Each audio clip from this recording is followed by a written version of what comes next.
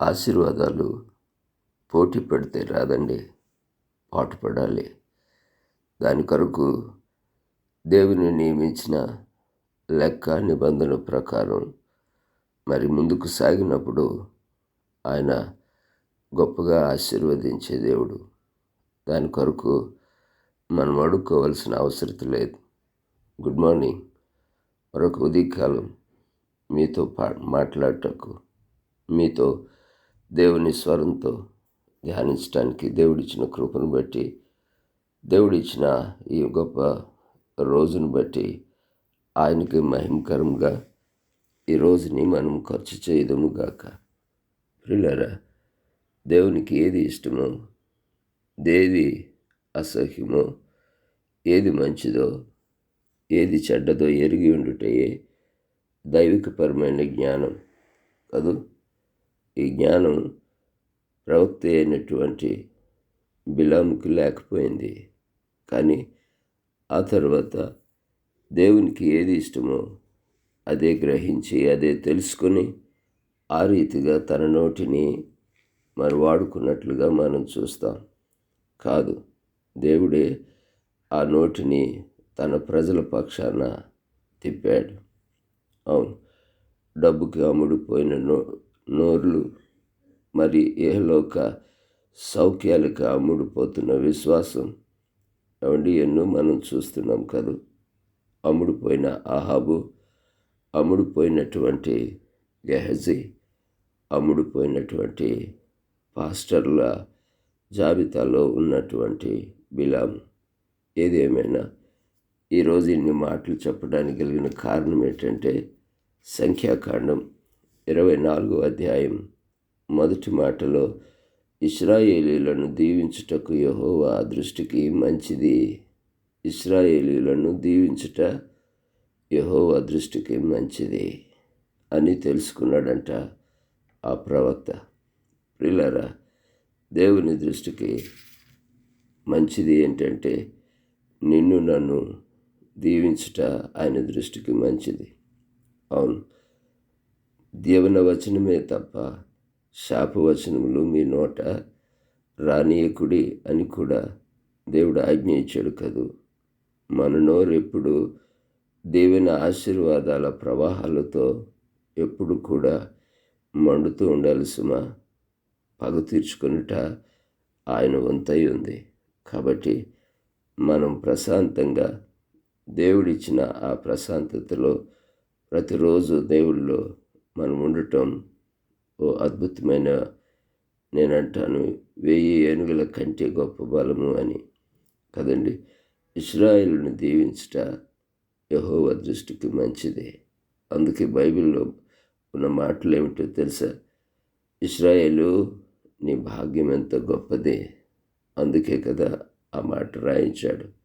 అంత మాత్రమే కాదు, ఇశ్రాయేలు లేదా అబ్రహమా, నిన్ను ఆశీర్వదించు వారిని నేను ఆశీర్వదిస్తాను అనేటువంటి మాట అందుకే పలికించాడు కదూ. అవును ప్రియులారా, ఆయనకు అసాధ్యమైనది ఏది లేదని నేను బాధపడుతూ మళ్ళీ కూడా ఆ మామూలు మనసుతో, ఆ లోకానుసారమైన పిరికి మనసుతో కుంగిపోతూ ఉంటాం. దేవుడు ఈరోజు అంటున్నాడు, నిన్ను ఆశీర్వదించుట ఆయన దృష్టికి మంచిది. నేనంటాను, సాతాను నోట్లో కూడా తన ప్రజలను ఆశీర్వదించి వచనాలు పెట్టగలిగిన శక్తి గల దేవుడు నీవు నేను ఆరాధించే దేవుడు, మన దేవుడు, నా దేవుడు. కాబట్టి యెహోవాను స్తుతించటం మంచిది, యెహోవా జనులుగా ఉండుట మంచిది, మరి ఆయనకి ఆరాధించుట మంచిది. అలాగే ఆయన ప్రజలు ఆశీర్వదించబడుట ఆయన దృష్టికి మంచిది అని తెలుసుకున్న తర్వాత బిలాము పూర్తిగా ఆశీర్వదించబడిన వారిని దీవించాడండి.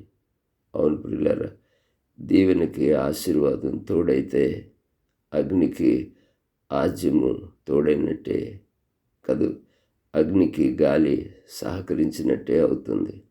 అందుకే ఇశ్రాయేలు అంటే భయం. ఇశ్రాయేలు యొక్క అడుగంటే సాతానికి ఎంతో భయం. కానీ ఇలా మధ్య మధ్యలో బిలాము లాంటి అలలు, బిలాము లాంటి అమ్ముడుపోయినటువంటి స్వరాలు నిజ విశ్వాసులకు, నిజ సేవకులకు అడ్డుపడిన అది గొప్ప పర్వతమైనా సరే చదును భూమిగా మార్చగల సమర్థుడు మీకు, నాకు, మీ సంఘానికి ముందు వెళ్తున్నాడు. కాబట్టి అమ్ముడుపోయిన మనుషులు, లోకానికి అమ్ముడుపోయినటువంటి అహాబు లాంటి మనుషులు ఎంత అడ్డుపడినా గెలుపు ఎవరిది అయిందంటే న్యాయానిదే అయింది, వాక్యానిదే అయింది. దేవుడే ఆ యుద్ధాన్ని ముగించాడు కదూ. అందుకే మనము దేవుని వాక్యాన్ని అమ్ముకునే వాళ్ళం కాకుండా నమ్ముకునే వారముగా మనము జీవించుట ఎంతైనా మంచిది కదూ. అవును ప్రియులారా, ఈరోజు దేవుడు నన్ను ప్రేరేపించి ఇశ్రాయేలును దీవించుట యెహోవా దృష్టికి మంచిది. ఆయన దృష్టిలో ఏది మంచిదో అది ఎరిగి ఉండుట జ్ఞానానుసారమైన సేవ, జ్ఞానానుసారమైన విశ్వాసము అయి ఉంటుంది అని ఆ యొక్క మాట యొక్క వాగ్దానం. ఈరోజు వాగ్దానం చేస్తున్న అసలైన జవాబు ఏంటంటే నిన్ను ఆశీర్వదించుట. ఈరోజు ఆయన ఈ మాట చెప్పి ఆయన దృష్టిలో మంచిదిగా చూస్తూ ఉన్నాడు కాదండి. సృష్టి చేసినప్పుడు కూడా మంచిది మంచిది మంచిది, చివరిగా చాలా మంచిది.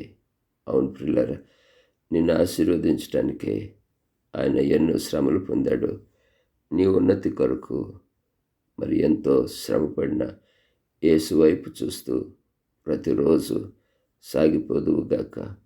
బలమైన సైన్యముగా మీరు, మీ కుటుంబం, మీ సంఘాలు దీవించబడునుగాక.